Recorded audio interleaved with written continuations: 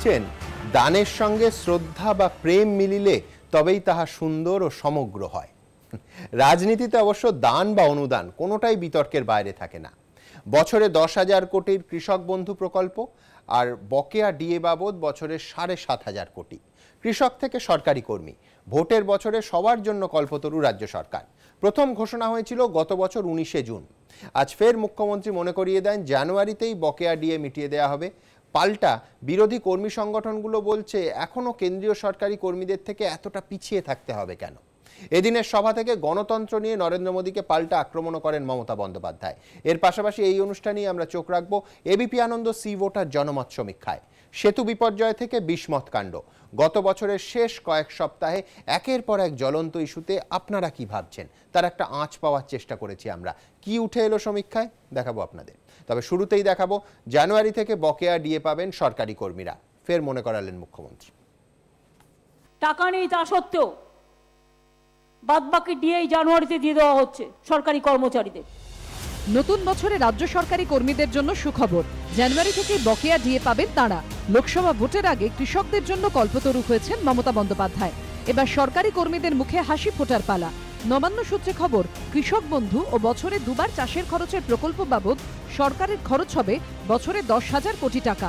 আর রাজ্য সরকারি কর্মীদের বাড়তি ডিএ দিতে কোষাগার থেকে বছরে খরচ হবে 7,500 কোটি টাকা। গত বছরের 19শে জুনই এই ঘোষণা করেন মুখ্যমন্ত্রী। 1 জানুয়ারি 2019 আমরা 18% ডিএ ছেড়ে দেবো। তাহলে কি হবে? আমরা কিন্তু 2019-এ 1st of January আরেকটা বলছি, we have also decided 10% interim relief into DA। ফলে 18% যেটা ডিএ আর ইন্টারিম রিলিফ যেটা মার্জার হলো তাতে টোটাল কিন্তু 25% হয়ে যাবে। অর্থাৎ যেটুকু বাকি ছিল টোটালটাই দিয়ে দিচ্ছি আমরা জানুয়ারি 2019-এ। সেই ঘোষণা মতো জানুয়ারি থেকে কার্যকর হতে চলেছে এই সিদ্ধান্ত। এতদিন রাজ্য সরকারি কর্মীরা 100% হারে ডিএ পেতেন। জানুয়ারি থেকে তারা মূল বেতনের 125% হারে ডিএ পাবেন। এই বাড়তি 25%-এর মধ্যে 18% ডিএ আর 10% ইন্টারিম রিলিফ, যা 7% ডিএর সমতুল।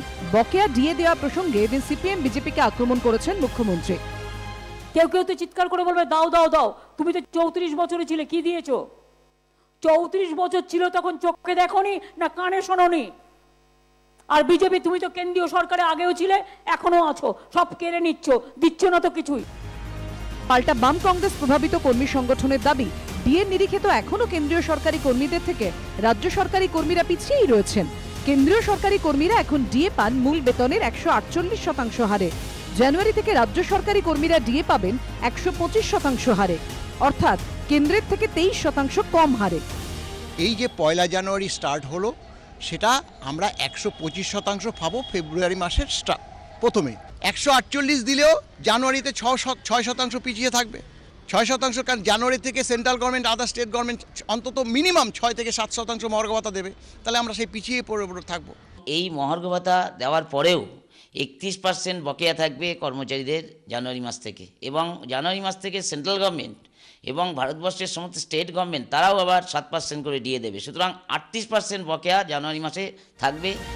তৃণমূল প্রভাবিত পশ্চিমবঙ্গ রাজ্য সরকারি কর্মচারী ফেডারেশনের আহ্বায়ক সৌম্য বিশ্বাসের অবশ্য দাবি, এই সিদ্ধান্তের কথা আগেই ঘোষণা করা হয়। সেটাই মুখ্যমন্ত্রী আবার মনে করাতে চেয়েছেন। সরকার কর্মচারীদের স্বার্থে সিদ্ধান্ত নেবে, এটাই আমাদের বিশ্বাস। এবিপি আনন্দ। সরকারি কর্মচারী এবং ডিএ প্রসঙ্গ পাশাপাশি আপনাদের আরেকবার মনে করিয়ে দেব যে এই 10,000 কোটির অঙ্কটা আসছে কোথা থেকে। মুখ্যমন্ত্রী কৃষি ক্ষেত্রে ঠিক কি কি ঘোষণা করেছেন দেখব। কংগ্রেস যখন 3 রাজ্যে ক্ষমতায় এসেই কৃষি ঋণ মকুব করেছে, তখন নতুন বছরে বাংলার কৃষকদের জন্য জোড়া প্রকল্প ঘোষণা করেছেন মুখ্যমন্ত্রী মমতা বন্দ্যোপাধ্যায়। অ্যাসিওরেন্স মডিউলের অধীনে এখন থেকে 18 থেকে 60 বছর বয়সী কোনো কৃষক বা ক্ষেত মজুরের যে কোনো কারণে মৃত্যু হলেই তার পরিবারকে 2 লক্ষ টাকা আর্থিক সাহায্য দেবে রাজ্য সরকার। যদি কোনো কৃষক পরিবারের কোনো কৃষক মারা যান, সে দুর্ঘটনাই হোক বা এমনি মৃত্যুই হোক, স্বাভাবিক মৃত্যুই হোক আর অস্বাভাবিক মৃত্যুই হোক, আমাদের সরকার তাদের 2 লাখ টাকা করে পরিবার সেই কৃষক পরিবারকে দেবে। এছাড়াও জমিতে চাষ করার ক্ষেত্রে বড় ঘোষণা করেছেন মুখ্যমন্ত্রী। এখন থেকে প্রতি একর জমিতে বছরে দুবার রবি ও খরিফ চাষের মরশুমে 2,500 টাকা করে মোট 5,000 টাকা চাষের খরচ দেবে রাজ্য সরকার। একটা কৃষক পরিবার একর প্রতি দুটো ক্ষেপে 5,000 টাকা পাবে। ধরুন যার জমি হয়তো আমাদের এখানে ছোট ছোট জমি অনেক বেশি, ক্ষেত মজদুর চাষ করে, সেখানে এই 5,000 টাকাটাকেই ভিত্তি করে যা হবে সেটা ক্যালকুলেশন করে পাবে। মুখ্যমন্ত্রীর দাবি, এই প্রকল্পের ফলে 72 লক্ষ কৃষক পরিবার উপকৃত হবে। যদিও বিরোধীরা এই প্রকল্পে গুরুত্ব দিতে নারাজ। বিজেপির দাবি, এসব চমক ছাড়া কিছুই নয়। যে লোককে খাইয়ে দেওয়ার জন্য এইসব রাখা হয়েছে, হয়তো পুরনো লিস্ট বার করা, অমুক মারা গেছে, তমুক মারা গেছে, পার্টির ক্যাডার মারা গেছে, তাকে দিয়ে দাও। এর কোনো বাস্তবতা নেই। নাহলে যেটা সত্যি হওয়া উচিত, কৃষি সামগ্রী, বীজ, সার, জলের ভর্তুকি, বিদ্যুৎ ফ্রি করে দেওয়া, যেটা পুরোপুরি চাষিরা পেতেন। সিপিএমের আবার দাবি, এই প্রকল্প অবাস্তব। যদি 5,000 করে টাকা দেন দুদফায়, তাহলে বছরে 7,000 কোটি টাকা ওনাকে দিতে হবে। কৃষক 58%, আমি গোল করে ধরলাম 2,50,00,000, আর একটু বেশি হয়। আচ্ছা বেশ, আপনি মহিলা বাদ দিন, চাষি বলেছেন, হয়তো চাষিনী বলেননি, 1,25,00,000। যদি 2 লক্ষ করে টাকা দেন, তাহলে মানেটা কি দাঁড়াচ্ছে? হিসেব করেছেন তো? এসব হিসেব কিছু করছেন না। 4, 7, 11,000 কোটি টাকা, একটা ফলস, একটা মিথ্যে বলার একটা সীমা থাকা উচিত। পর্যবেক্ষকরা বলছেন, রাজস্থান, মধ্যপ্রদেশ, ছত্তিশগড়ের ভোটে কংগ্রেসের জয় অন্যতম ভূমিকা নিয়েছে কৃষকরা। এই প্রেক্ষিতে লোকসভা ভোটে পশ্চিমবঙ্গের গ্রামীণ ভোট ধরে রাখতে কৃষকদের প্রতি দরাজ হস্ত মমতা বন্দ্যোপাধ্যায়। দীপক ঘোষ, উজ্জ্বল মুখোপাধ্যায় রিপোর্ট, এবিপি আনন্দ। সৌরভবাবুর কাছে আসবো। সৌরভবাবু, কেসিআর মডেল প্রায় হুবহু। একদিকে কেসিআর যেরকম তেলেঙ্গানায় 4,000 দিচ্ছেন, এখানে সেটা অবশ্য 2,500, এবং তেলেঙ্গানায় ভোটে কিভাবে কাজ করেছে আমরা সেটা দেখেছি। 2 দফায় 4,000-এর জায়গায় এখানে হচ্ছে 2,500, 5,000। রাজ্যে কৃষকের সংখ্যা সরকারি হিসেবে 72 লক্ষ, এর সঙ্গে সরকারি কর্মচারী যদি ধরি 10 লক্ষ, প্রায় 1 কোটির কাছাকাছি, পরিবার ধরলে প্রায় 4 কোটির কাছাকাছি। আমি বলছি, দৌড়ের শুরুতেই আপনি খয়রাতি বলতে পারেন, অনুদান বলতে পারেন, ন্যায্য সাহায্য বলতে পারেন, ডোল পলিটিক্স বলতে পারেন, কিন্তু দৌড়ের শুরুতেই কি তৃণমূল এগিয়ে থাকছে এই অনুদানগুলো ঘোষণা করে? দেখুন, কৃষকের যে উন্নয়ন সাধন, সেখানে প্রধানমন্ত্রী গ্রাম সড়ক যোজনা থেকে শুরু করে, ভূমি স্বাস্থ্য কার্ড থেকে শুরু করে, আপনার সৌভাগ্য যোজনায় কৃষককে যেভাবে কেন্দ্রীয় সরকার পাশে দাঁড়িয়েছে, আমরা ডোল ইকোনমি না, কৃষকের দীর্ঘকালীন যাতে ঋণ মকুব করলেন, যাতে ঋণের চক্রের মধ্যে না পড়ে, সেটার দিকে তাকানোটা বেশি জরুরি। কর্ণাটকে ঋণ মকুব করা হয়েছে, 800 কৃষক মাত্র উপকৃত হয়েছে ভাই। তাই জন্য কৃষি ঋণ মকুব করা ইকোনমিক্সের জায়গা থেকে, কিছুদিন আগে নরেন্দ্র মোদী একটা সাক্ষাৎকারে বলছেন ললিপপ, খুব ভালো কথা। আমি সৌরভবাবু এইখানে কাউন্টার করছি যে এই এবিপি আনন্দ চ্যানেলে প্রথম দিন থেকে এই স্বল্পমেয়াদী কৃষি ঋণ মুকুব করলে আদতে তা সত্যি সত্যি প্রান্তিক এবং গরিব কৃষকের কাছে পৌঁছানো যায় কিনা, এই প্রশ্ন আমরা বারবার তুলেছি আপনারা রাজনৈতিকভাবে তোলার আগে। কিন্তু এইখানে আমার একটা ছোট্ট প্রশ্ন আছে। আপনি এতগুলো রাজ্যের কথা বললেন, বিরোধীদের রাজ্যের কথা বললেন, আমি মানছি যে রাহুল গান্ধী মধ্যপ্রদেশ, রাজস্থান, ছত্তিশগড়ে ক্ষমতা এসেই কৃষি ঋণ মুকুব করলেন। আপনারা কি করেছেন? বিজেপি শাসিত সরকারগুলো, আজকে প্রধানমন্ত্রী ললিপপ বলবেন, আর তার উত্তরপ্রদেশে 2017 সালে 36,000 কোটি টাকার কৃষি ঋণ মুকুব করেছে বিজেপি সরকার। গুনতে থাকুন। গত বছর ওই 17 সালে মহারাষ্ট্রে বিজেপি শাসিত, সেখানে 30,000 কোটি টাকার কৃষি ঋণ মুকুব করেছে বিজেপি সরকার। বিধানসভা নির্বাচন আসছে, ঠিক তার মুখে বিজেপি শাসিত আরেকটা রাজ্য রাজস্থান, সেখানে 8,500 কোটি টাকার কৃষি ঋণ মুকুব করেছে আপনাদের সরকার। গুজরাট সরকার, সেখানে তো বিদ্যুৎ বিল বাবদ 650 কোটি টাকা শটান মুকুব করে দিলেন। আসাম ক্ষমতায় এলেন, 600 কোটি টাকার কৃষি ঋণ মুকুব করলেন। মানে এই থিওরিটা আমায় প্লিজ বুঝিয়ে দিন যে কংগ্রেস মুকুব করলে সেটা হচ্ছে ললিপপ, আর বিজেপি মুকুব করলে সেটা হচ্ছে জনকল্যাণ। আপনার সঙ্গে যেটা যোগ করছি, প্রধানমন্ত্রী গ্রাম সড়ক যোজনায় যেটা হয়েছে, 1.87 লাখ কিলোমিটার যে রাস্তা হয়েছে সেটা কিন্তু আপনার সোর্সেস অফ প্রোডাকশন আর সেন্টার্স অফ মার্কেটিং কে যোগ করেছে। ভূমি স্বাস্থ্য কার্ডে না, আপনি শুধু আমার এই অংশটা বুঝিয়ে দিন 30 কোটি যে আপনারা কৃষি ঋণ মকুব করলে ভোটের জন্য, না সেটা ললিপপ নয়, সেটা জনকল্যাণ। না লং আর টার্ম বিরোধীরা কংগ্রেস বা অন্য দল মকুব করলে সেটা হচ্ছে ললিপপ। এই হিসেবটা আমায় বুঝিয়ে দিন ভাই। লং টার্মের সঙ্গে ভূমি স্বাস্থ্য কার্ডে 17.30 কোটি বিতরণ করা হয়েছে টিল 30 লং টার্মের সঙ্গে এই যে ছটা উদাহরণ দিলাম প্রত্যেকটা তো শর্ট টার্ম। ললিপপ তো এটাকে বলতে হবে, বলুন তাহলে ললিপপ আমার আপত্তি নেই। টার্ম লং টার্মের একটা টিউনফুল ব্যালেন্স করা হয়েছে, কিন্তু শুধুমাত্র শর্ট টার্ম, লং টার্মে কোনো প্ল্যানিং যদি না থাকে দেয়ার রাইজ দ্য আনব্যালেন্স। এবং আপনার প্ল্যান্ড এক্সপেন্ডিচার থেকে টাকাটাকে যদি বার করে নিয়ে আপনি আনপ্ল্যান্ড এক্সপেন্ডিচারে ক্রমশ আপনি খরচা করেন, তাহলে কিন্তু আপনি ঋণ জালে ক্রমশ জড়িয়ে যাই না পড়বেন। ললিপপের উল্টো দিকে এই লং টার্মটাকে আপনি ক্যাডবেরি বলবেন কিনা। অর্থনীতিবিদ গৌতম গুপ্তর কাছে আসবো। গৌতম বাবু, আপনি এই হিসেবটা আমায় বুঝিয়ে দিন যে শর্ট টার্ম এবং লং টার্ম, ললিপপ এবং চকলেট। চকলেট শব্দটা প্রথম আমার কথা হচ্ছে, আমার মনে হয় দুটো সরকারই কৃষির ক্ষেত্রে অত্যন্ত বিপজ্জনক পথে হাঁটছে। একটা যেটা জানা দরকার, বললেন উনি অনেক কথা, নরেন্দ্র মোদী গভর্নমেন্টে আসার পরে মহাত্মা গান্ধী এনরেগা, যেটা 100 দিনের কাজ, সেখানে লট স্কেলে জব কার্ড ক্যান্সেল হচ্ছে। আপনি খোঁজ নিয়ে নিন, রাজ্যে রাজ্যে জব কার্ড ক্যান্সেল হচ্ছে। এবং সেই একই উদাহরণ পশ্চিমবঙ্গে 1,40,000 জব কার্ড ক্যান্সেল হয়েছে গত 2 বছরে। জব কার্ড না থাকলে পরে আপনি এনরেগার কাজ পাবেন না, এদিকে আপনি চাষ করে লাভ করতে পারছেন না, ওদিকে আপনি গতরে খেটে ইনকাম করতে পারছেন না। এ গেল এক। 2 হচ্ছে যে এর পেছনে আপনারা দেখছেন আগামী লোকসভা নির্বাচন, আপনারা দেখছেন 3 রাজ্যে বিজেপির পরাজয়। আরেকটা বড় ঘটনা আছে যেটা কিন্তু এই শাসক কুলকে, আমি শাসক কুলই বলবো, কি কেন্দ্রে কি রাজ্যে শঙ্কিত করেছে, সেটা হচ্ছে বড় বড় কৃষক আন্দোলন। গত 1 বছর ধরে মহারাষ্ট্রে নাসিক থেকে কৃষকরা পায়ে হেঁটে গেছে, নাসিক থেকে মুম্বাই, রক্তাক্ত পায়ের ছবি, দিল্লি, সারা দেশে এগুলো হয়েছে। এবং দিল্লি এবং নাসিকটা বেশি ফোকাসে এসেছে, কিন্তু ভারতবর্ষে এরকম 16টা জাঠা হয়েছে এবং কোনো জাঠাতে 40,000-এর নিচে লোক ছিল না। এবং সেখানে তারা যে পরিমাণ জনসমর্থন আদায় করছে রাস্তায়, তাতে কিন্তু শাসকরা, এবং খোঁজ নিয়ে দেখবেন যে এই বিশেষ করে মধ্যপ্রদেশ এবং ছত্তিশগড়ে যে কংগ্রেসের জয় বা বিজেপির পরাজয় আমি বলবো, তার পেছনে কিন্তু কৃষকদের এই আন্দোলনের ভূমিকা রয়েছে। আমি আবার বিস্তারিত আসবো এবং অবশ্যই তৃণমূলের প্রতিক্রিয়া নেব। উল্টো দিকে পাল্টা প্রশ্নও রয়েছে।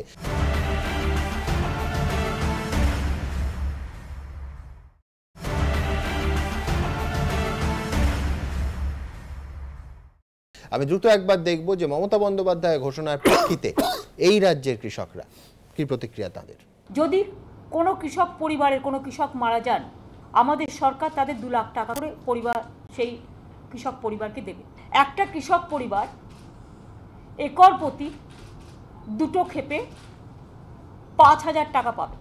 নববর্ষে কৃষকদের জন্য মুখ্যমন্ত্রী মমতা বন্দ্যোপাধ্যায়ের একগুচ্ছ ঘোষণা।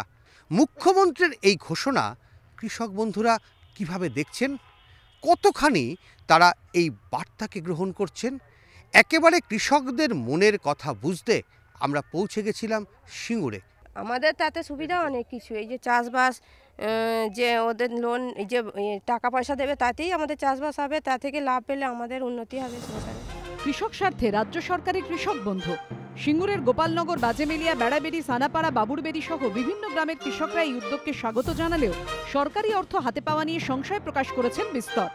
সব চাষি পাবে না, পাবে কারা? ওই যারা পার্টি কালারের লোক তারা পাবে, এমনি চাষি পাবে না। যারা আসল জমিতে খাটে বা মেহনতি করে তারা পাবে না। তারা পাবে কি করে? তারা তো পৌঁছবেই না তাদের কাছে পয়সা। আমরা কোনোদিনই পাইনি, সরকারের এত প্রকল্প আসছে আমরা কোনোদিনই কিছু পাইনি। কি কারণ বলবো বলুন না, বাম আমলেও পাইনি, এই আমলে এই তো সরকার 10 বছর এসেছে, এই তো প্রকল্প শুরু হয়েছে, এখন পাওয়া যাবে হয়তো, আশা করি আবার নাও পাওয়া যেতে পারে। রাজ্য সরকারের ঘোষণা অনুযায়ী প্রতি একর জমিতে বছরে দুবার রবি ও খরিফ চাষের মরশুমে 2,500 টাকা করে মোট 5,000 টাকা চাষের খরচ দেওয়া হবে। কিন্তু সিঙ্গুরের আলু এবং ধান চাষিদের দাবি এই সাহায্য প্রয়োজনের তুলনায় যৎকিঞ্চিৎ। যারা অন্যকে দিয়ে চাষ করান তাদের দাবি 1 একর জমির জন্য চন্দ্রমুখী আলু চাষ করতে বীজ, সার, শ্রমিক, ট্রাক্টর, বিদ্যুৎ বাবদ মোট খরচ পড়ে প্রায় 90,000 টাকা। যারা নিজেরা চন্দ্রমুখী আলু চাষ করেন তাদের প্রতি একরে খরচ হয়ে যায় প্রায় 75,000 টাকা। যে কোনো জিনিসের দামটা একটু কমুক, এই বীজের দাম বলো, সারের দাম বলো, বিদ্যুৎ বলো, গ্যাস বলো, সমস্ত কিছুর দাম বেড়েছে, অতিরিক্তই বেড়েছে। কিন্তু আমাদের মতো গরিব খেটে খাওয়া মানুষদের পক্ষে এত দামের বাজারে আমাদের পক্ষে চলা সম্ভব নয়। চাই একটু যদি কমায় দিদি তাহলে খুবই ভালো হয়। মুখ্যমন্ত্রী আরও ঘোষণা করেছেন 18 থেকে 60 বছর বয়সী কোনো কৃষক বা ক্ষেতমজুরের যে কোনো কারণে মৃত্যু হলে পরিবারকে 2 লক্ষ টাকা অর্থ সাহায্য দেবে রাজ্য সরকার। কিন্তু সিঙ্গুরের অনেক কৃষকেরই এই বিষয়টিতে আপত্তি রয়েছে। চাষিরা তো মরতেই বসে, বুঝলেন, 500 টাকার আলু 150 টাকা, আর কিছু বলবো।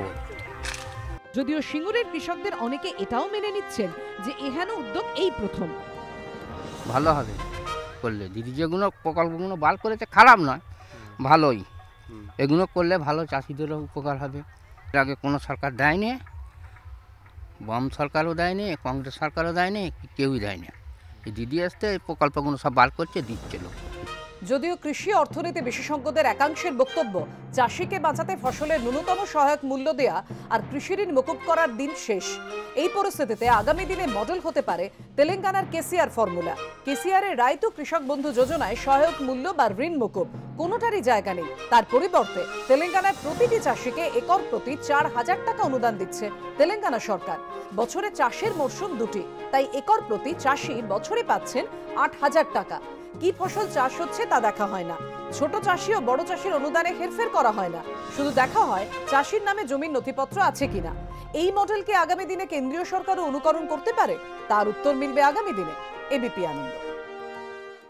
রাহুল, বেসিক প্রশ্নটা হচ্ছে যে একেবারে দরিদ্র কৃষক, প্রান্তিক কৃষকের কাছে পৌঁছানো যাচ্ছে কিনা। ভাগ চাষি বা ঠিকা চাষি যাদের কাছে জমির কাগজ নেই, তারা তো এর কোনো সুবিধাটাই পাবেন না।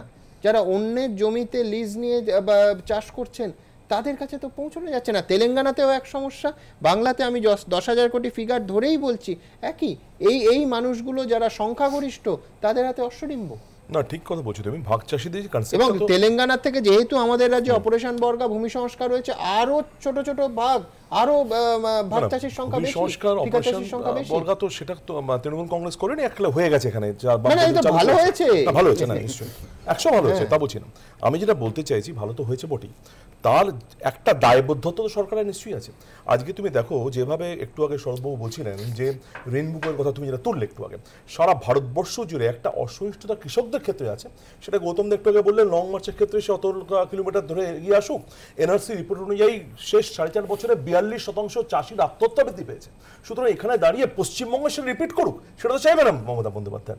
আজকে তাই প্রচেষ্টা করা হচ্ছে, এবং যে প্রচেষ্টার মাধ্যমে দাঁড়িয়ে যে ডিএটা দেওয়া হচ্ছে এবং কৃষকদের যে ঋণ মুকুবের কথা বলা হচ্ছে, শুধু প্রতিশ্রুতি নয়, এটা কিন্তু বিজেপি সরকার নয় যে খালি প্রতিশ্রুতি শেষ করে দিলেন। মমতা বন্দ্যোপাধ্যায় যেটা করছেন সেটা করেও দেখাবেন, আলটিমেটলি কৃষকদের কাছে রুট অবধি পৌঁছবেন, এটা ব্যবস্থা হবে। আমার প্রশ্নটা বেসিক একই রয়ে গেল যে সম্পন্ন কৃষকদের হাতে এই সুবিধাটা আসবে না তো?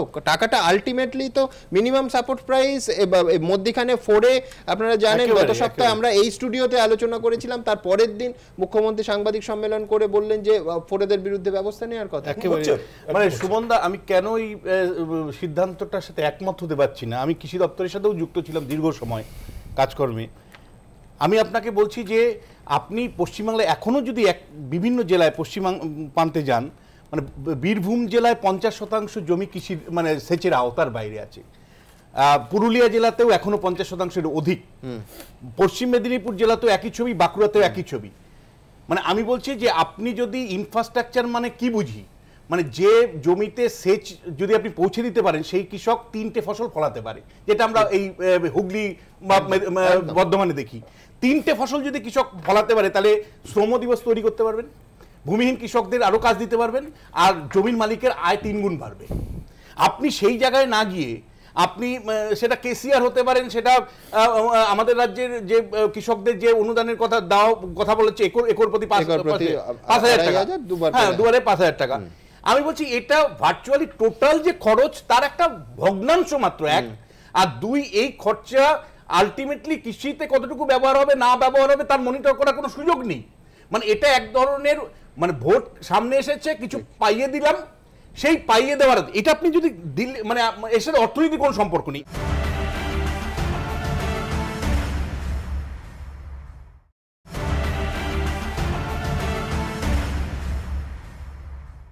আমি একইভাবে বলছি, নরেন্দ্র মোদী যখন 40 টাকা ব্যারেল প্রতি দাম থাকে তেলের, তখন 80 টাকা করে আপনি তেল রাখছেন, আর হঠাৎ করে 120 টাকা আপনি এখন রান্নার গ্যাসের কমিয়ে দিচ্ছেন।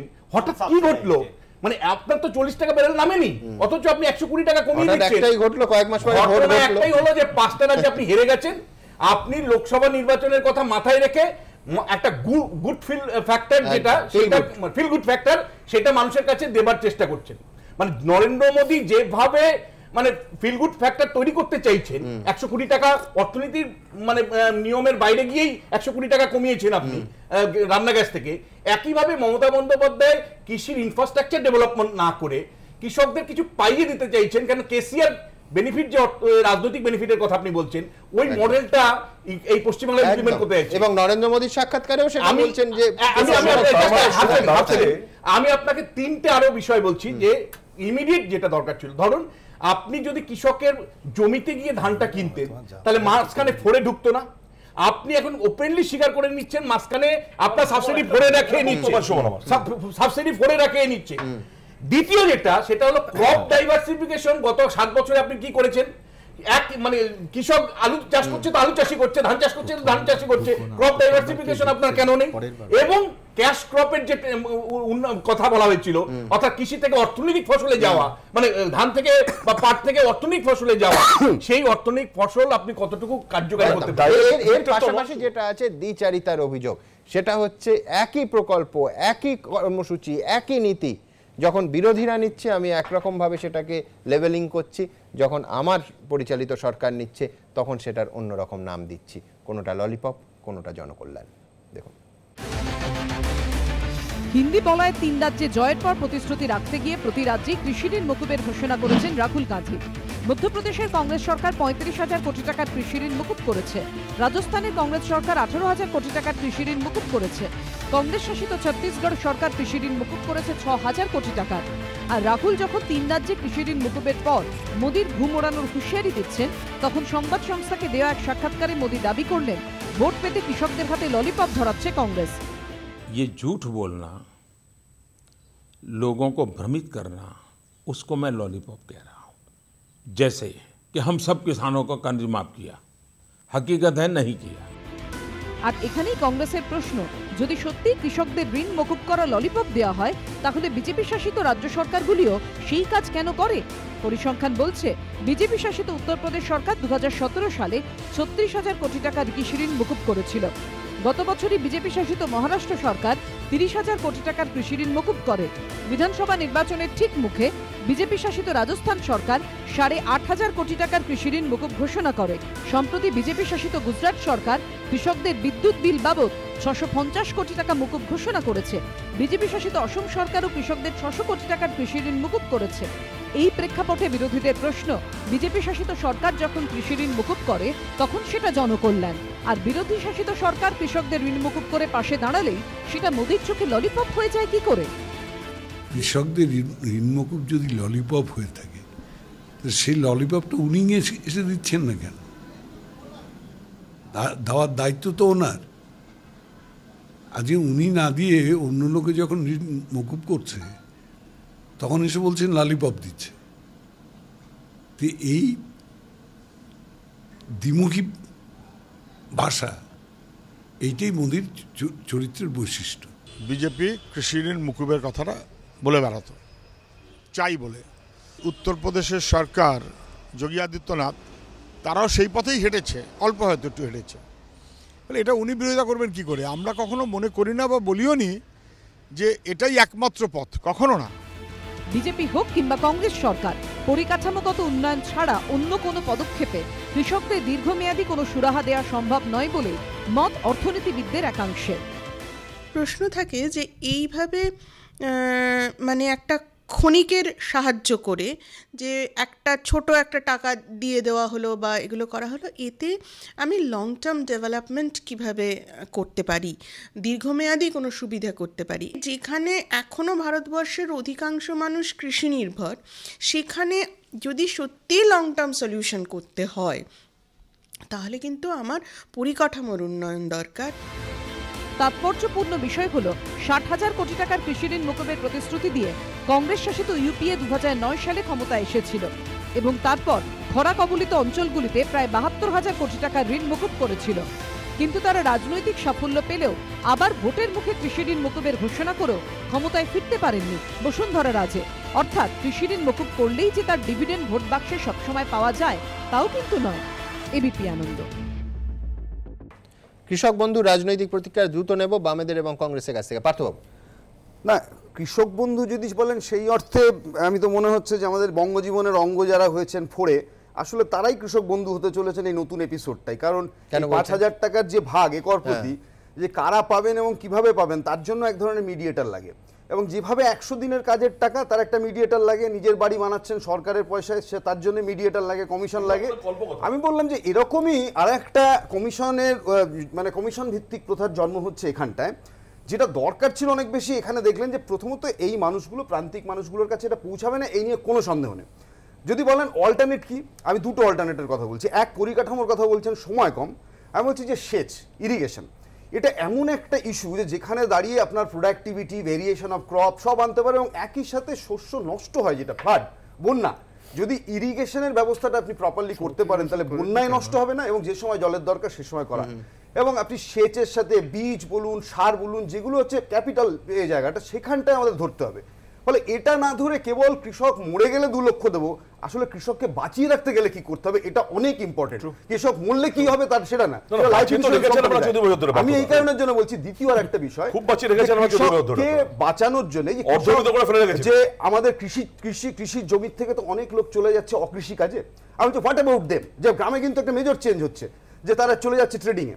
আমি বলছি যদি কৃষককে বাঁচাতে হতো, 21st সেঞ্চুরিতে কৃষি থেকে আসলে শিল্পে বিবর্তনের পথ, সেটাই পথ। আপনি সিঙ্গুরে একটা কারখানা জলজান্ত 80% তৈরি হয়ে যাওয়ার পর সেখানে সর্ষে চাষ করাবেন, এই প্রতিশ্রুতি দিয়ে যদি আপনি কৃষককে নিয়ে আসেন, কৃষকের জন্য দরকার এই বিবর্তন শিল্পে। আমি বলি কৃষককে আর জমিতে আটকে রাখা যায় না, পৃথিবীর কোথাও নেই।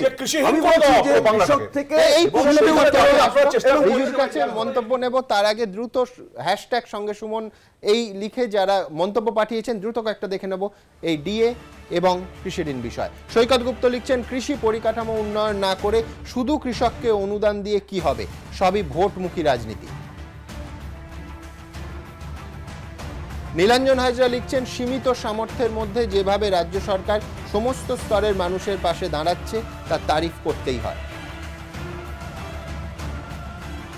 অভ্র মুখোপাধ্যায় লিখছেন, কৃষক মৃত্যুতে ক্ষতিপূরণের থেকেও জরুরি তাদের আরো সুষ্ঠুভাবে বেঁচে থাকা সুনিশ্চিত করা।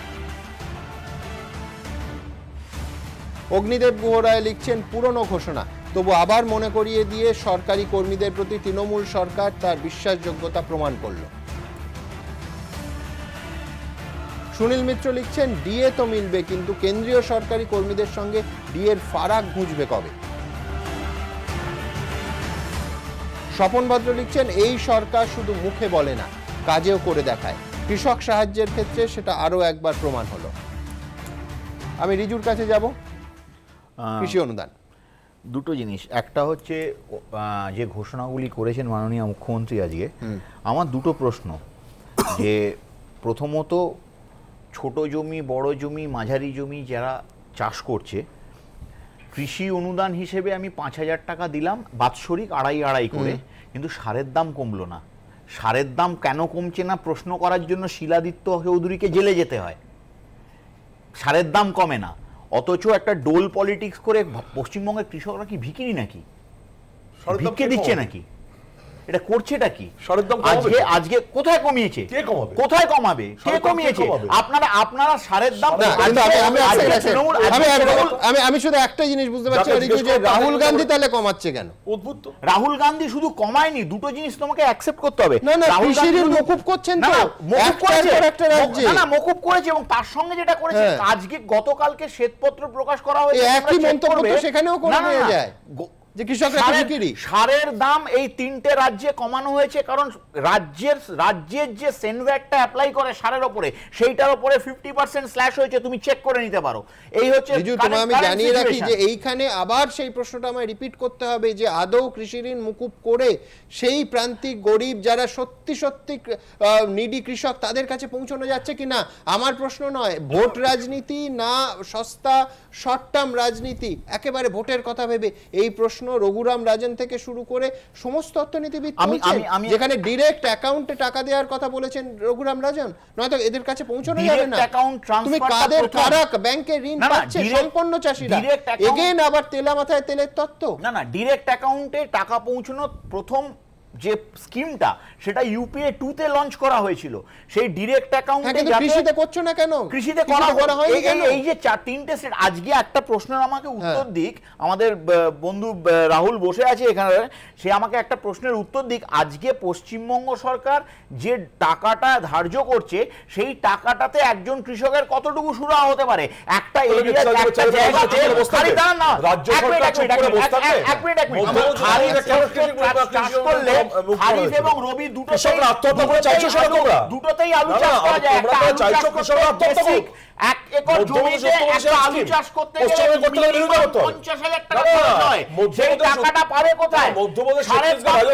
রাজ্য সরকার একটা কমাচ্ছে কিন্তু তার উপরে টাকাটা নিয়ে নিচ্ছে।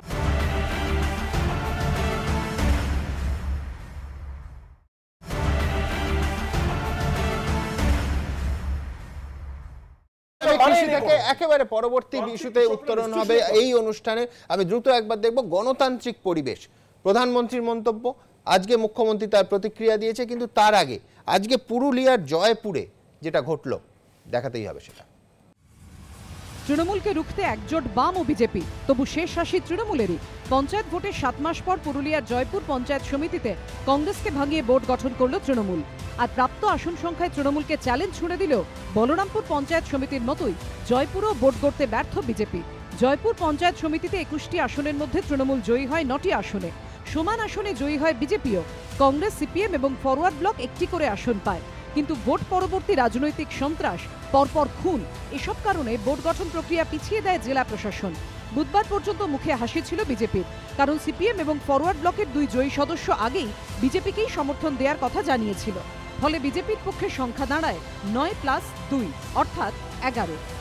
আপনি কাকে সমর্থন করেছিলেন? বিজেপিকে সমর্থন। এখানে কাকে সমর্থন করেছিলেন? বিজেপি। এদিন সকাল 11টার সময় বিজেপির জেলা কমিটির সদস্য শঙ্কর নারায়ণ সিংহদেওকে প্রণাম করে একে একে ভেতরে ঢোকেন বাম ও বিজেপির 11 জন জয়ী সদস্য। ব্লক অফিসের ভেতরে বাইরে ছিল কড়া পুলিশি প্রহরা। বেলা 12টার সময় ভোটাভুটি শুরু হয়, কিন্তু তার প্রক্রিয়া নিয়ে আপত্তি তোলে বিজেপি। এই নিয়ে তৃণমূলের সঙ্গে প্রথম বচসা, তারপর হাতাহাতি শুরু হয়ে যায়। বিজেপির অভিযোগ তাদের পিটিয়ে বের করে দেয় তৃণমূল ও পুলিশ।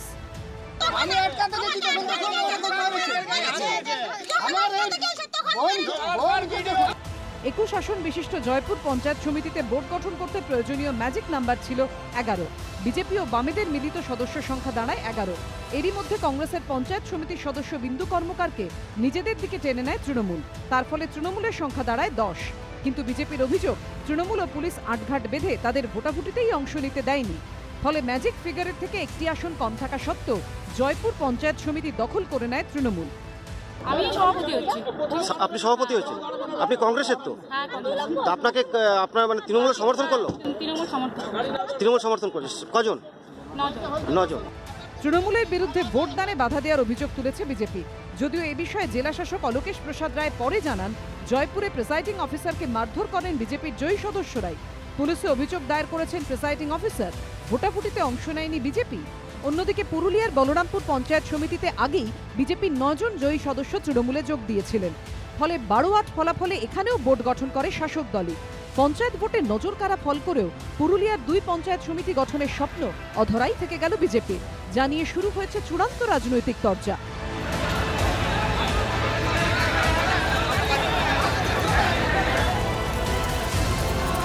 এটা কি কোন গণতন্ত্র?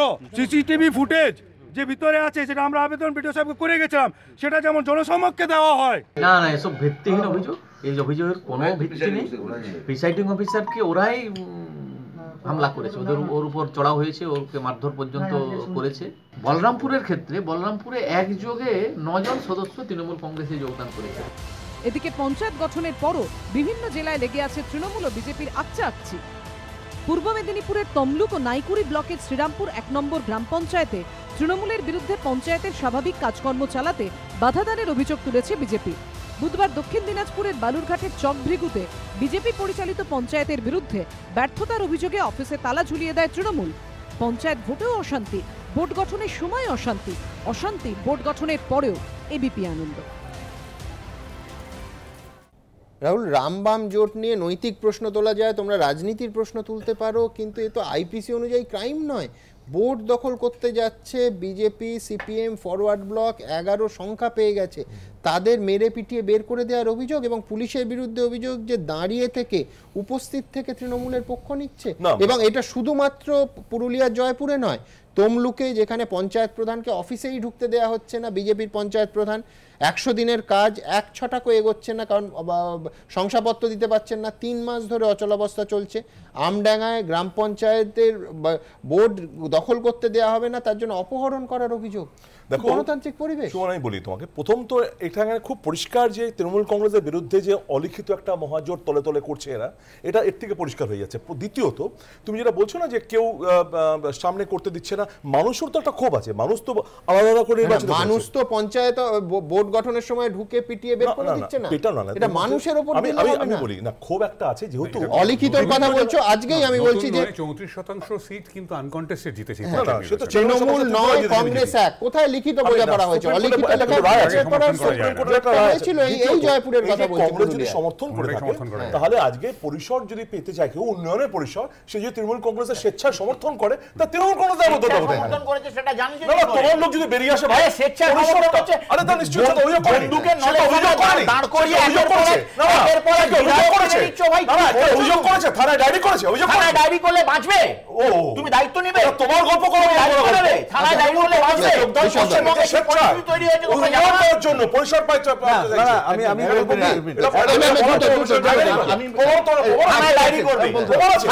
মামলা করলে অর্ডার হবার পরে এক্সিকিউট করতে পারা যায় না।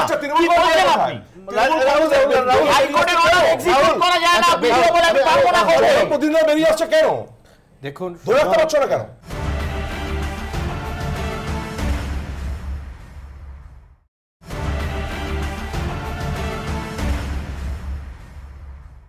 সুমন, ওয়েস্ট বেঙ্গলে অপোজিশনের লেভেল প্লেইং গ্রাউন্ড নেই, এটা বারবার যারা ওয়েস্ট বেঙ্গলে আমরা অপোজিশন পলিটিক্স করি বলছি, এবং আমাদের 30 জনের বেশি কার্যকর্তা পরলোকগত হয়েছে এই সময়কালের মধ্যে পোস্ট পঞ্চায়েত ইলেকশনসে।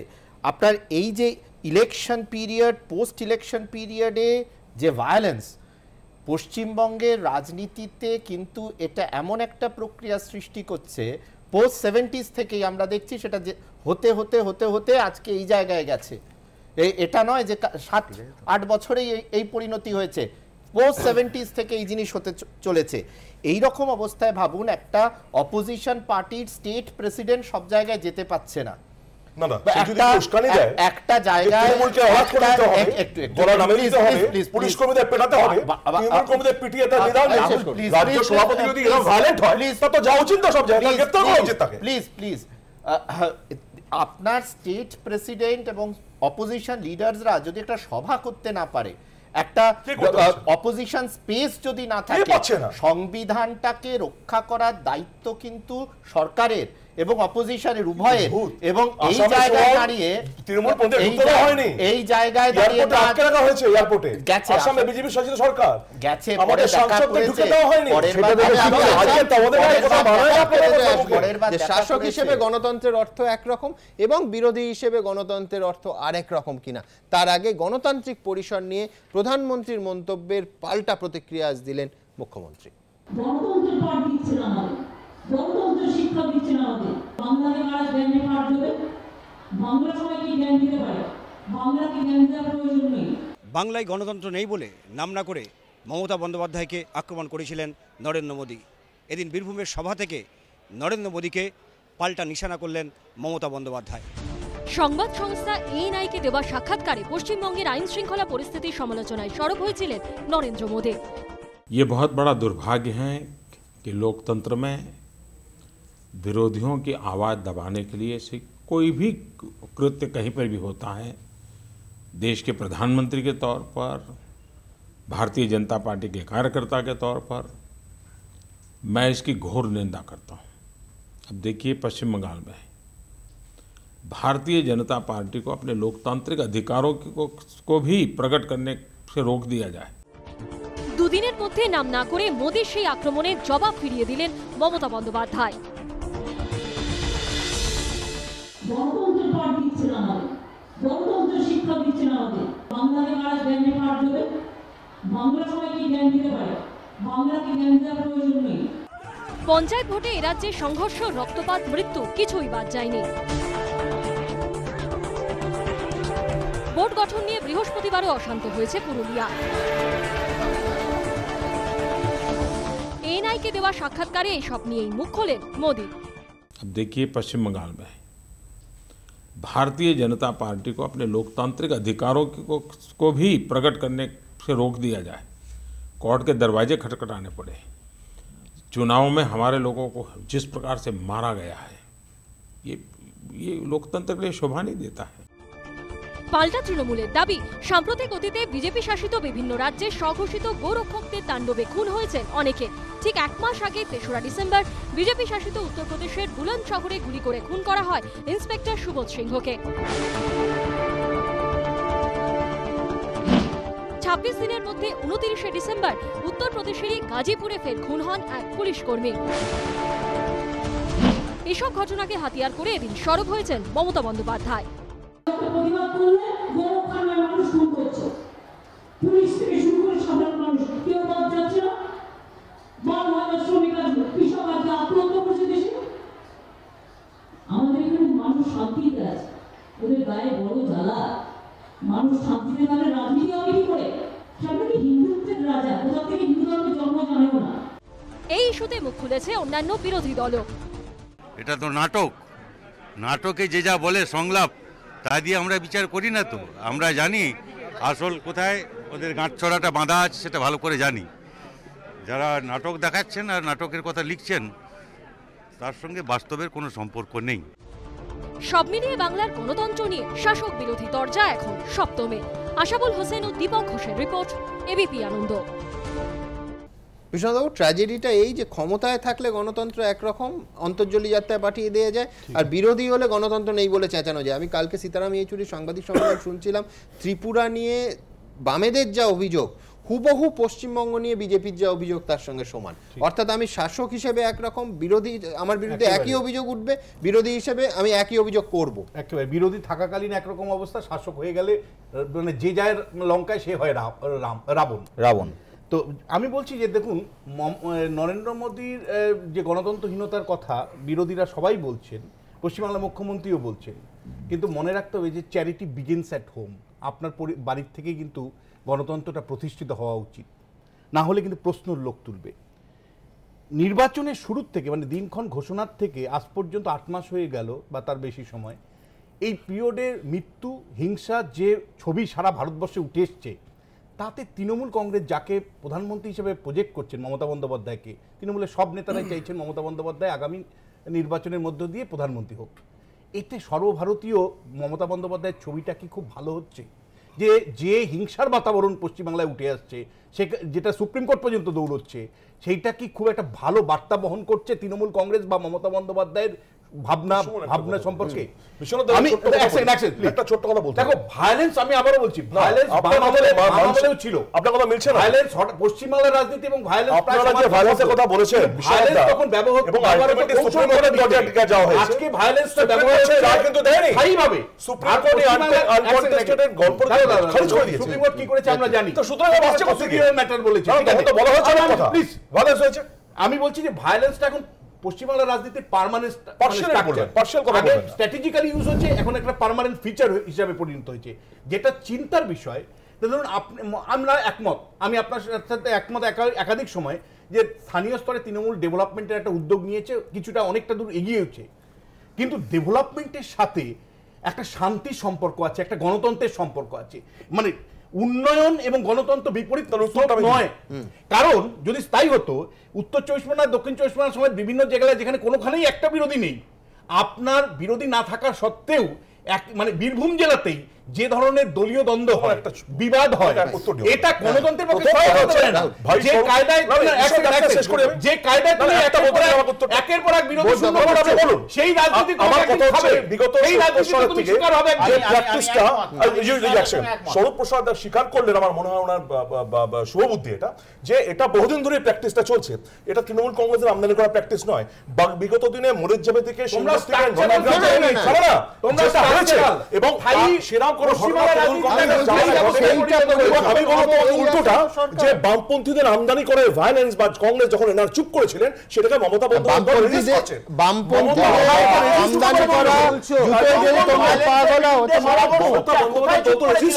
একটা জিনিস বলো ভায়োলেন্স কি থেমেছে সোজা কথা থেমেছে কোন পরিসংখ্যান চাইছি বলে তো গন্ডগোল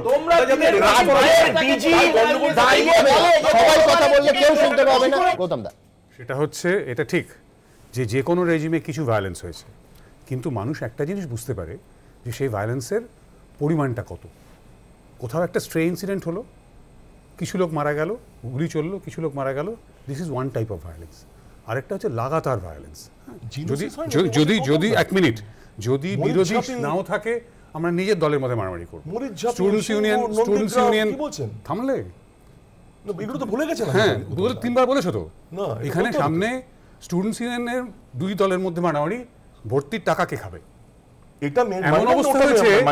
এমন অবস্থা হয়েছে যে ইউনিয়ন ইলেকশন বন্ধ করে দিতে হয়েছে এটা তো কোনো ঘটনা এখানে রাজারহাটে শেষ করি এটাতে যেটা হয় কোয়ান্টাম জাম্প হয়ে যায় একটা কথা হচ্ছে যে quantitative change leads to qualitative change এবারে মানুষ একদিন মানুষ কিন্তু একদিন হঠাৎ ঘুরে দেখা গেছে মানুষ কিন্তু একদিন হঠাৎ ঘুরে দেখা গেছে এবং অবশ্যই প্রশাসনের ভূমিকা ব্রিজ বিপর্যয় থেকে ভাগার কাণ্ড কি ভাবছেন আপনারা কি ভাবছে এ রাজ্যের মানুষ গত বছরের শেষ কয়েক সপ্তাহের ঘটনাবলী নিয়ে সি ভোটার একটা সমীক্ষা চালিয়েছে এবিপি আনন্দের জন্য কি উঠে এসছে এই সমীক্ষায় দেখাবো সামনেই লোকসভা নির্বাচন দিনক্ষণ এখনো ঘোষণা না হলেও রাজনৈতিক নেতা নেত্রীদের কথা থেকে একটা জিনিস স্পষ্ট যুদ্ধের দামামা বেজে গিয়েছে এই প্রেক্ষাপটে সাম্প্রতিককালে পশ্চিমবঙ্গের বুকে কয়েকটি জ্বলন্ত ইস্যু নিয়ে সাধারণ মানুষ কি ভাবছে তা আঁচ করার চেষ্টা করা হয়েছে এবিপি আনন্দ সি ভোটারের যৌথ সমীক্ষায় কলকাতা থেকে জেলা সাম্প্রতিককালে রাজ্যে একাধিক ব্রিজ ভেঙে পড়েছে এই পরিস্থিতিতে বারবার প্রশ্ন উঠেছে কেন নির্মীয়মান সেতু থেকে শুরু করে দীর্ঘদিনের সেতু এভাবে ভেঙে পড়ছে এবিপি আনন্দ সি ভোটারের যৌথ সমীক্ষায় প্রশ্ন করা হয়েছিল রাজ্যে ব্রিজ ভেঙে পড়ার পেছনে কি কারণ রয়েছে বলে আপনি মনে করেন ৫৩% মতে রক্ষণাবেক্ষণে প্রশাসনিক গাফিলতি ব্রিজ ভেঙে পড়ার নেপথ্যে প্রধান কারণ ১৬% মতে সিন্ডিকেট রাজে রমরমাই এর জন্য দায়ী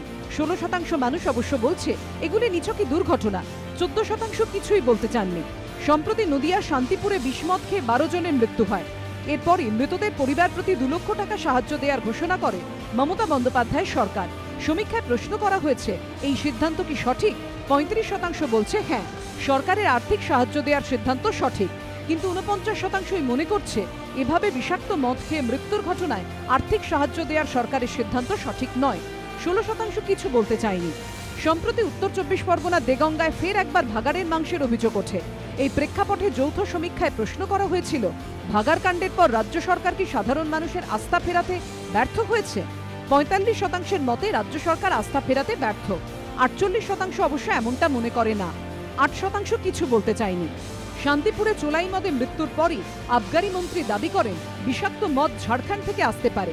একইভাবে ঝাড়খণ্ড থেকে এ রাজ্যে মাওবাদীরা ঢুকছে বলেও বারবার রাজ্য প্রশাসনের কর্তারা দাবি করেছেন। এই প্রেক্ষাপটে প্রশ্ন করা হয়, চোলাই কাণ্ড থেকে মাও অভ্যুত্থান, প্রতিটি ক্ষেত্রে প্রশাসনিক ব্যর্থতা ঢাকতে কি ঝাড়খণ্ড তত্ত্বকে তুলে ধরেছে রাজ্য সরকার? 56% মতে প্রশাসনিক ব্যর্থতা ঢাকতেই এমনটা করছে রাজ্য সরকার। মাত্র 25% এমনটা মনে করে না, 19% কিছু বলতে চায়নি। সাম্প্রতিককালে একের পর এক নির্বাচনে ধরাশায়ী হলেও লং মার্চের ভিড়ে উজ্জীবিত হয়েছে আলিমুদ্দিন। এই প্রেক্ষাপটে এবিপি আনন্দ সি ভোটারের যৌথ সমীক্ষায় প্রশ্ন করা হয়, লং মার্চের ভিড় কি আসন্ন লোকসভা ভোটে উজ্জীবিত করবে সিপিএমকে? 51% মতে ভোটে এর প্রভাব পড়বে, 41% মতে না, এর কোনো লাভ ভোটে পাবে না বামেরা, 8% কিছু বলতে চায়নি। সাম্প্রতিককালে নানা কারণে ক্ষমতার শিরোনামে থেকেছেন শোভন চট্টোপাধ্যায়। ক্ষমতার শীর্ষ থেকে রাজনৈতিক জীবনের একদম তলানিতে নেমে এসেছেন তিনি। মেয়র থেকে মন্ত্রীপদ সবই গেছে, তার সঙ্গে শোভন বৈশাখী রত্না তিক্ত বাগযুদ্ধেরও সাক্ষী থেকেছে রাজ্যবাসী। এই পরিস্থিতিতে এবিপি আনন্দ সি ভোটারের যৌথ সমীক্ষায় প্রশ্ন করা হয়েছে, শোভন চট্টোপাধ্যায়কে ঘিরে বিতর্কে কি তৃণমূলের ভাবমূর্তিতে ধাক্কা লেগেছে? 47% বলছে হ্যাঁ ধাক্কা লেগেছে, 37% অবশ্য এমনটা মনে করছেন না, 16% কিছুই বলতে চাননি। এবিপি আনন্দ। পার্থবাবু, আমি ব্রিজ বিপর্যয়ের কথায় আসবো, যে সংখ্যাগরিষ্ঠ মানুষ বলেছেন যে প্রশাসনের আরও যত্নের সঙ্গে দেখভাল করা উচিত ছিল। আজকে এই আলোচনা যখন করছি, বিদ্যাসাগর সেতু অত্যন্ত গুরুত্বপূর্ণ মাধ্যম এবং সেই নিয়ে বিতর্ক, সংশয়, নানা কিছু শুরু হয়েছে। সরকার উদ্যোগ গ্রহণ করছে। আমার বক্তব্য খুব পরিষ্কার, সেটা হচ্ছে এই ঘটনাগুলো থেকে আমরা কি শিক্ষা নিচ্ছি? মানুষ উদ্বিগ্ন, সার্ভে বলছে। শিক্ষা নিচ্ছি কিনা তো আমার অ্যাকশনস বা গভর্নমেন্টের অ্যাকশনই সাধারণত বলে, কিন্তু যে শিক্ষা নিলে পরে মানুষ আরও বেশি নিরাপদ বোধ করতে পারে সেই শিক্ষা সম্ভবত আমরা এখনও নিইনি।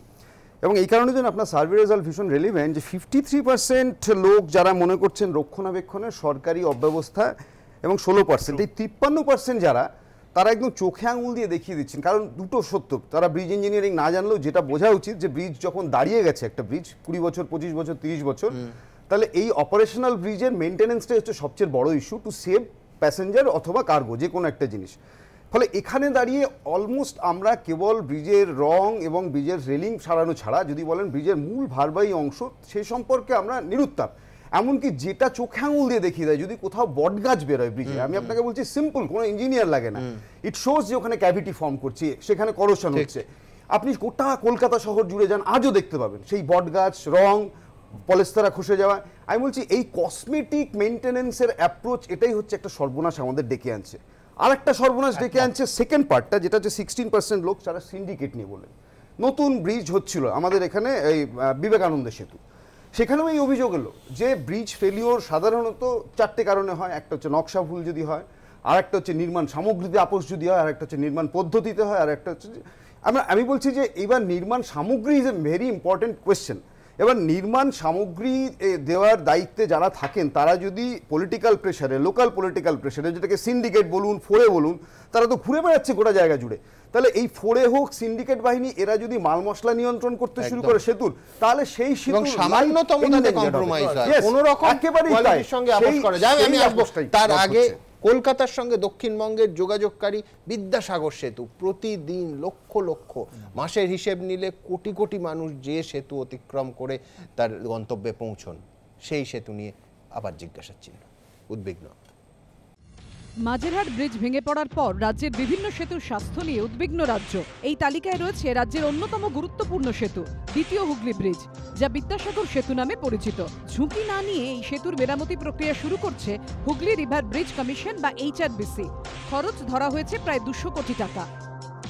আমরা এই মুহূর্তে রয়েছি স্ট্র্যান্ড রোডে প্রিন্সেপ ঘাটের ঠিক কাছে। আমার ঠিক সামনে হুগলি রিভার ব্রিজ কমিশনের তরফ থেকে বোর্ড লাগিয়ে দেওয়া হয়েছে। ওপরের যে ছবি, অর্থাৎ কংক্রিট ডেক স্ল্যাব, আমি ক্যামেরা পার্সন অভিজিৎকে দেখানোর জন্য বলবো, ওপরে গাড়ি চলাচল করে সেই কংক্রিট ডেক স্ল্যাব অবধি কিন্তু এই ভাড়া বাঁধা রয়েছে। ব্রিজের কোনো অংশ ভেঙে যাতে নিচে না পড়ে কেউ কোনোভাবে জখম না হন, ঠিক সেই কারণেই বিভিন্ন জায়গায় কিন্তু প্লাস্টিকও বেঁধে দেওয়া হয়েছে। দ্বিতীয় হুগলি ব্রিজের বয়স 26 বছর। 1992 সালের 10 অক্টোবর থেকে এই সেতুতে যান চলাচল শুরু হয়। এই সেতুর দৈর্ঘ্য 2700 ফুট, প্রস্থ 115 ফুট। সম্প্রতি এই সেতুর স্বাস্থ্য নিয়ে একটি সমীক্ষা চালায় HRBC। সূত্রের খবর, সেই সমীক্ষায় দেখা গিয়েছে 6টি এক্সপেনশন জয়েন্ট ভালো অবস্থায় নেই। বেশ কয়েকটি কংক্রিট ডেক স্ল্যাবেরও মেরামতি প্রয়োজন।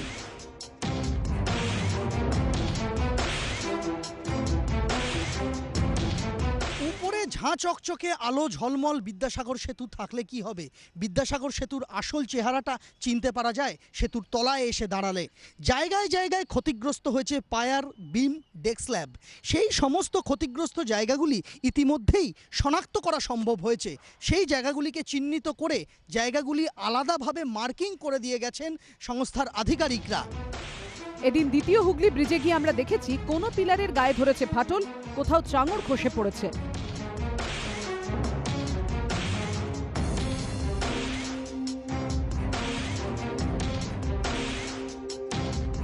ক্ষতিগ্রস্ত জায়গাগুলি মার্কও করা হয়েছে। শিবপুরের দিকে গিয়ে তো দেখা গেল কংক্রিট ডেক স্ল্যাব অর্থাৎ ব্রিজের ওপরের যে অংশ দিয়ে গাড়ি চলাচল করে সেখানে বড় বড় ফাঁক। দ্বিতীয় হুগলি সেতুর হাওড়া শিবপুরের দিকে যে ফ্ল্যাঙ্ক সেখানে আমরা রয়েছি। আমার ঠিক সামনে যে ছবি দেখতে পাওয়া যাচ্ছে এটাও এক্সপ্যানশন জয়েন্ট। বিভিন্ন জায়গায় কিন্তু ওপরে বিটুমিন করা হয়েছিল এবং তার পাশাপাশি পিচ করা হয়েছে, কিন্তু সেই পিচ বিভিন্ন জায়গায় উঠে গিয়েছে। ফলত মাঝের যে স্ল্যাবগুলো, কংক্রিট ডেক স্ল্যাবের মাঝে যে ফাঁকগুলো সেগুলো কিন্তু অনেকটাই স্পষ্ট হয়ে গিয়েছে। বিশেষজ্ঞরা বলছেন এই ধরনের ফাঁক কিন্তু যথেষ্ট ভয়ঙ্কর হতে পারে, ফলত তড়িঘড়ি এগুলো মেরামতির প্রয়োজন রয়েছে। সাগর সেতু দিয়ে প্রতিদিন 1.5 থেকে 2 লক্ষ গাড়ি যাতায়াত করে। রাজ্য প্রশাসনের সদর দপ্তর নবান্নে সরে যাওয়ার পর এই সেতুর গুরুত্ব আরো বেড়েছে। মুখ্যমন্ত্রী সহ একাধিক হেভিওয়েট মন্ত্রী এই ব্রিজ ধরে নবান্নে পৌঁছন, আর এহেন গুরুত্বপূর্ণ সেতুর স্বাস্থ্যই এখন বেহাল।